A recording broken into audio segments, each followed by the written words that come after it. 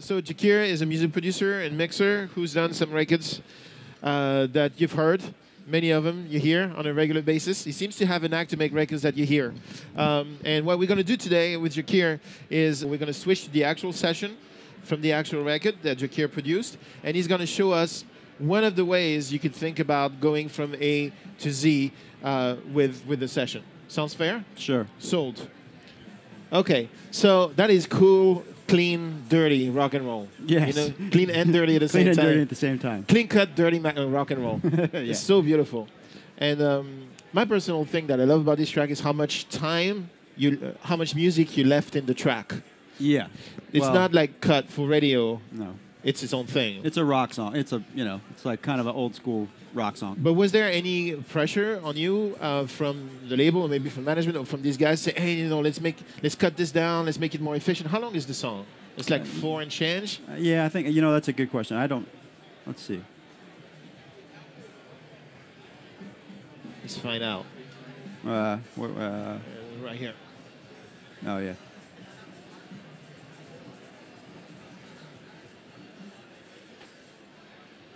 Yes, 3:48. 3:48. It's under. It seems very long because the arrangement takes so many twists and turns. I know, and that's wonderful. But we rarely hear that. And this was a big radio song. Like Yeah. it did very well. It has a Grammy nomination. We'll find out tomorrow, Sunday if it Sunday. wins. It's his rock performance nomination. I mean, who is going to beat that? This is beautiful. Well, I mean, yes. good competition. That's not how. Yeah, that's not how it works. So I think that's delightful that you left so much music, so much playing in there, as opposed to just cut it down to a pop song, pop song format, which it could lend itself to also. Sure. And that's beautiful. Needs to be noted. So let's look at. We decided with the Jakir when we discussed what we're going to do here today. We said, you know what? Instead of talking about the stuff, let's just do the stuff. So Jakir said, I'm just going to work on the actual session, and obviously you're not going to try and recreate the sound from the record. You're just going to do something using the session from the record. Maybe work on drums and see what your process would be, and then I will be asking stupid questions as you go, so that I slow you down as much as possible. Sounds good. Yes. I'll just give you a little. As you can see, I'm just going to give you a little bit of history about like how the song was recorded and how it's put together. Because once I do a little bit of work on the drum kit and the bass guitar, which is the band's rhythm section, there's other things that I want to sort of show you. There's a lot of programming, and there's a lot of tracks in this song. I mean, it's primarily the sound of a 4-piece rock band, but there are. Where are they? There's some keyboard. There's some synthesizers in here that kind of play along with the guitar parts. There's a decent amount of drum programming that's green that reinforces the drums, and like the stomps that kind of go through the bridge and later portions of the song. I'll show you how they kind of underpin and support the sound to kind of give it a little bit more of a. Because in a way, recording a band like that, it has a kind of a vintage sound to it. Yep. And I feel like we were successful in making this track pretty punchy and big. So we'll get into that. You can see, just there's tempo changes in the song.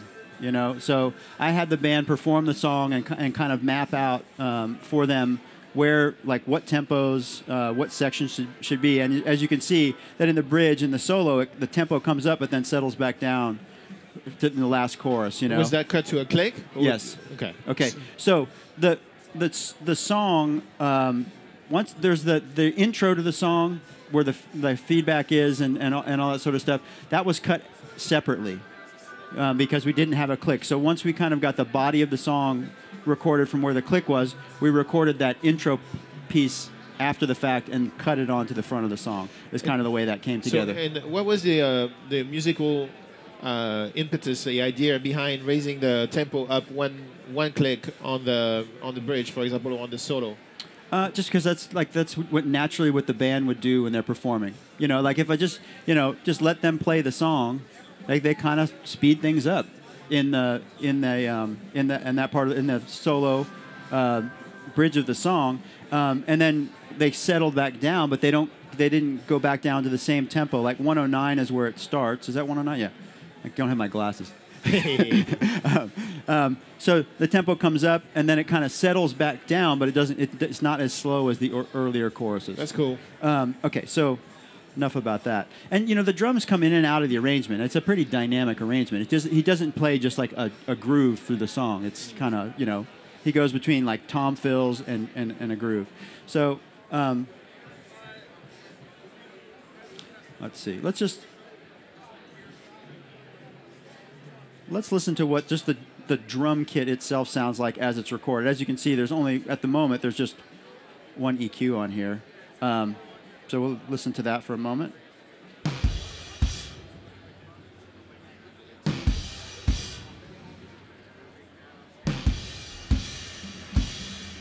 So you can really tell in the kick drum, it's a lot rounder and warmer, and it kind of comes across in the mix. So let's. Where did you record this? This is recorded at Blackbird, Studio D in Nashville, in Tennessee. Fantastic room. Yeah, it's really good. But it's just like there's a lot of room tone. I mean, there is a somewhere in here there should be an amp.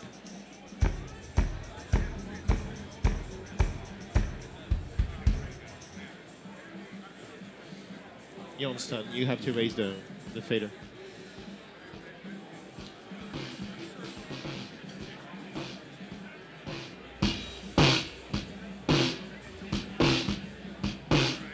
What's that?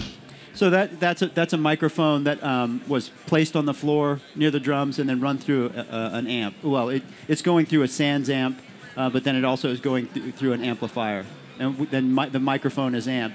The amplifier is mic'd. Okay. A lot of times I like to excite the room, especially with the kick drum and low end. I like to put a microphone through an amp that's in front of the drum kit, not facing the drum kit, but facing away to kind of excite the room more and to generate some more low frequency buildup in the space. Otherwise, the rooms can sound a little bit splatty. Yeah. I mean, because the high frequencies and the mid range stuff is going to speak more in the room. So I'm like trying to reinforce the low end. It's because it's a bigger room. Yeah. But then I'll kind of also getting a cool sound that's distorted and then and miking the amp as well. Yeah. So you're getting the amp's influence in the room mics, and then you can specifically mic that amplifier. Did you guys get that? Are we all clear on this? What Jakir did is he took the bass drum, snare drum, actually the whole kit. That was yeah. Well, in this particular case, the microphone's laying on the floor in a place that kind of sounded cool. So it takes the whole kit mono, feeds it into a Sans amp pedal, which is a distortion pedal, feeds the output of that pedal into an amp, has the amp on stun, so it sounds big in the room, so that the overheads and the room sound have more of that distortion in it, and then mics the amp. Right? Yeah, just to introduce some like color and tone into the room. So I'm just gonna. What I'll do here is I'm just gonna sort of solo up some things and put some. It's a mic. Some EQs. What? It's not a condenser. Does it matter what mic it is? I mean. Oh, I think we might have used an RE20, like a dark sort of dynamic microphone that is like you'd probably use on a kick drum. Yep. That's suitable for that type of sound. Microphones are like lenses. Yep. You should pick a microphone to sort of be the equalizer, sort of the capture. So let's brighten the snare up a little bit here. So you open the snare and you're going for the plugin folder. What did you hear that bothered you there, or what did you hear that you could make better? It's just, the snare drum's just a little dark, sounding. Is you got to be careful because you don't want too much hi-hat bleed in there. Yep. Especially when you're trying to record quickly and get a good sound. I'm gonna make sure the capture is really good without over-hyping the high end. And so now that it's time to mix, I can spend a little more time and be careful. I'm gonna do that. So let's now the overheads. I'm gonna EQ it with a little bit of content here. Let's make this a loop.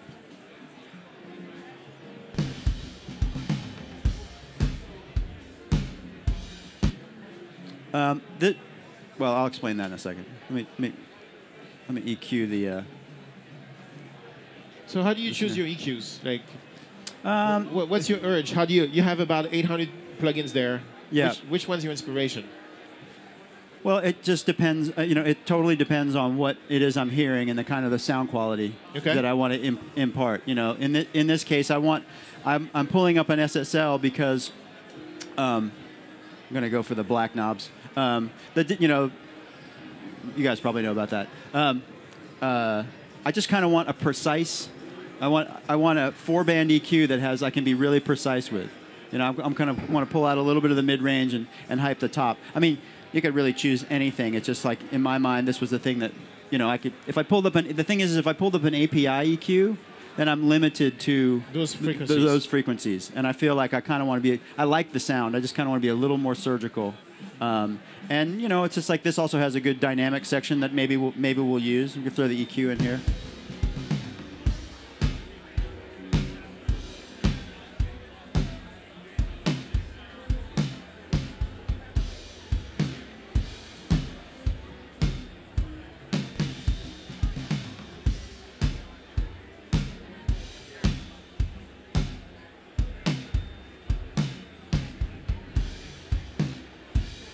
Just a little bit of EQ does a lot. Yeah. And if you also listen when I put the EQ back in, you're going to hear it's going to affect other drums. I mean, I'm EQing the snare, but you got to kind of like listen to the whole thing because it's going to. The drum is cleaner. The kick drum just got more articulate, and that's one of the reasons why you shouldn't be EQing too much in solo. Yeah, you should use that as an option sometimes so you can be very specific and know exactly what you're doing. So that seemed to help. Let's throw a little bit of dynamics in. Oh, look.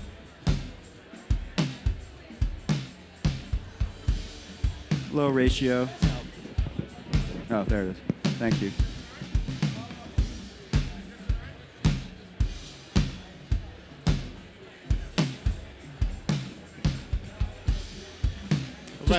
Just putting a little bit of compression on it, just a very low ratio, just kind of gives it a little bit. It helps the transient response kind of speak a little bit clearer and reins the tone, like the sustain of the drum in just a little bit. So it's also helping accentuate the attack of the drum. Because at low ratio, with a slow attack on a compressor like the SSL, basically the compressor is too slow to catch the initial hit of the snare.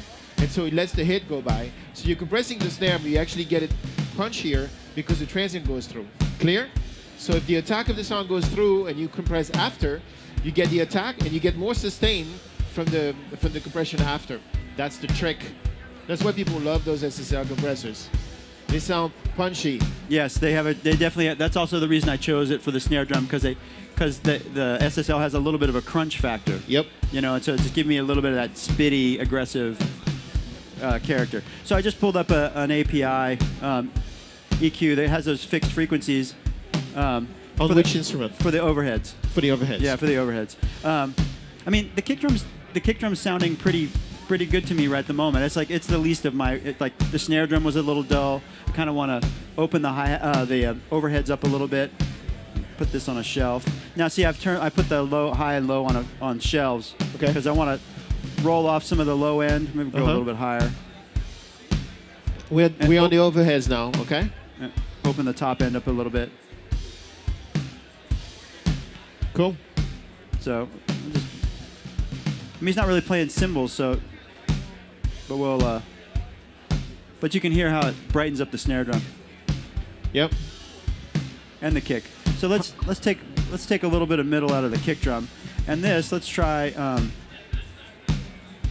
I like this EQ, like the 560 is cool on kick drum. It's a great EQ. Classic. It's another one that has fixed frequencies.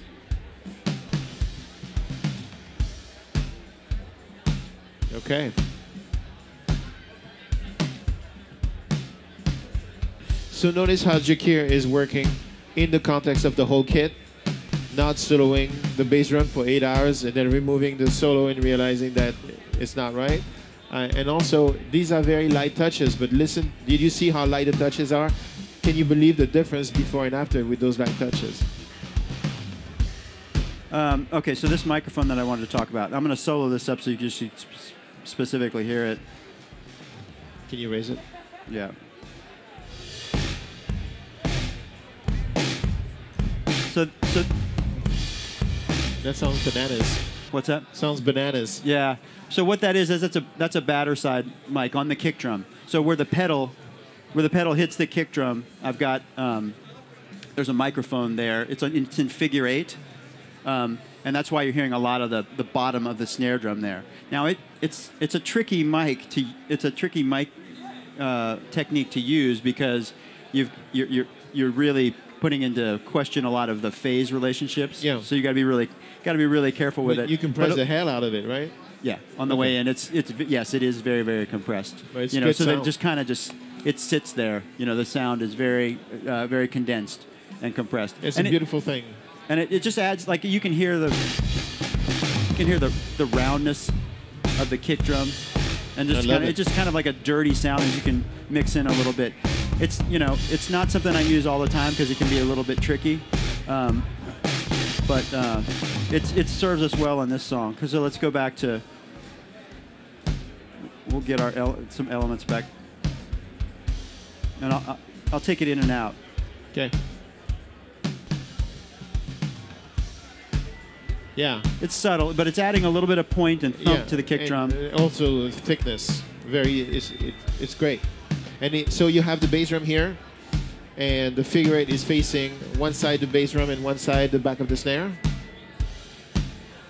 Like is the figure 8 facing to the bass drum and I'm back? sorry. I thought you were explaining it. You're asking me a question. I'm sorry. The figure 8. Okay, so the figure 8. It's a 414. Yep. And so the mic is coming in from the side. So here's the kick drum. The mic's coming in from the side, and the pedal hits the kick drum. Yeah. And so the figure 8 is This way and that in way. that way. You know. Sounds fantastic. It's experiment with it. It's really, really cool. But you have to realize that it's gonna mess with the phase of things. And sometimes depending on how loud I might want to use that, if I record it, you need to gate it and key it off of or sometimes sometimes I've even duplicated it and key it off the kick and the snare and make the polarity more in agreement with like the snare drum. Like I'll switch. It'll be different for each time you hear it, like kick and snare. Does that make sense? Cool. Yes. Okay. It's a messy microphone, but it's great for this kind of. It's not good for a Steely Dan record, but it's good for this kind of stuff. Yes. But Steely Dan is no longer making records, so it's okay. So let's actually I wanted to see about this. What's going on with the bass here? How did you record this bass? Okay, so it's a DI and an amplifier. Okay. I was just kind of seeing what the Sans amp is an overdub. It's been a while since I recorded this, so I wasn't sure if it was like a component of the sound that we're hearing all the time. There's just an intervention there. What's that? There's just one intervention at the end on these two tracks. Yeah. They highlight where there's a bass riff later in the song, just to kind of reinforce it. With another track, which is a separate performance. It's not, it's an overdub. Okay. So on the main track, that was tracked live with the drummer. Yes. Okay. So yeah. So this was tracked as a band, and then we go in, and once we made several takes that I cut together. They play to the click and the programming we have, and then I cut some takes together, multiple takes, and then once we have that, then usually at that point when you're cutting takes together like that, the drums are pretty much what you're going for, like the drum performance.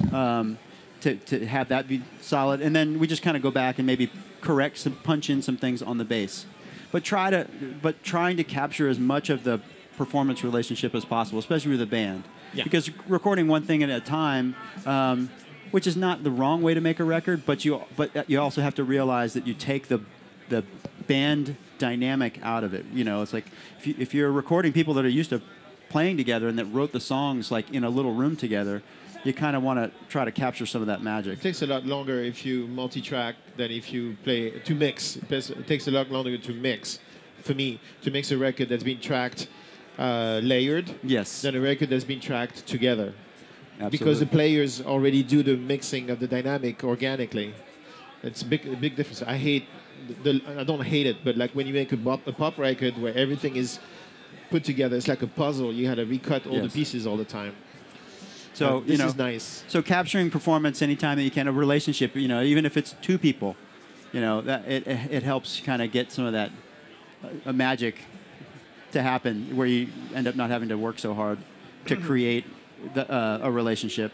So there's a bass DI, which is like a tube DI, and then an amplifier, which I'm pretty sure we used an Ampeg B15, which is, there's a UA emulation of. Which, let's, and then you can see that there's time adjuster on here, and that is just delayed a few samples, or 20 samples, just to kind of get, because the DI is a little bit early. Ahead. Yeah. See how it's a little ahead of the, so you can see right here on this little transient. Yeah. It's a little ahead. So they kind of like phase aligns them a little bit more. So let's listen to the bass with the drums.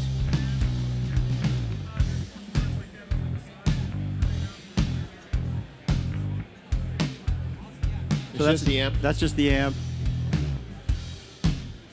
And that's that, the DI is cleaner, and it's mostly about the DI is really helping us with the sub lows. It's like clear, because the amp is not really going to give you that. No. So, but let's, just for fun, I want to.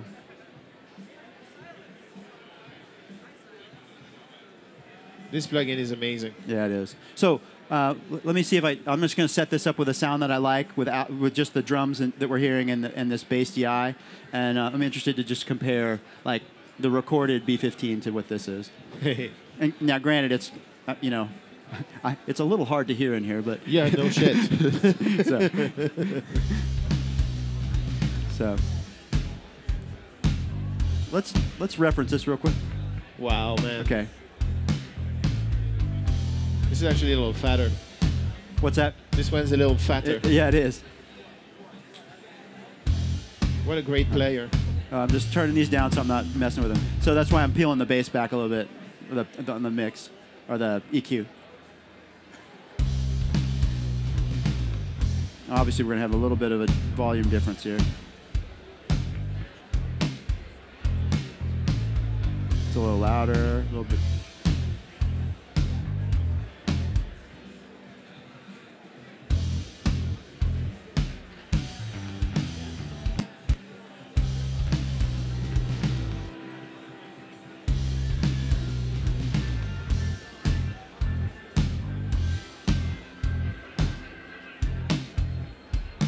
Pretty wild. Yeah, it sounds really good.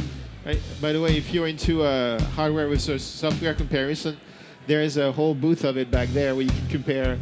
They have like a ABX shootout where you can listen to LA2 1176, and if you find out which one is which, they give you a T-shirt. It's back there. And that's something I did with these guys. We did. Oh, you did? Yeah, it's the Jamie Liddell session. Oh yeah. Yeah. So we recorded. Go check it out. I won't waste time talking about it because there's like a whole great display, it's interactive beautiful. thing you can do back there. It's beautiful. It's fun. Hear the difference between the analog and emulation equivalents. Yes, sir. We're out of time. Okay. So we're gonna keep going at 3. Okay. So you can save this, and then we can keep going at 3. Yeah. So we'll just. So what we'll do at 3 is I'll pick up off where we left off on this, because there's some things I didn't get to, and then also come back at 3, because in this vocal that's on this record, it was recorded with analog hardware, and some of the vocals that are in the comp are recorded with the Unison stuff from Apollo.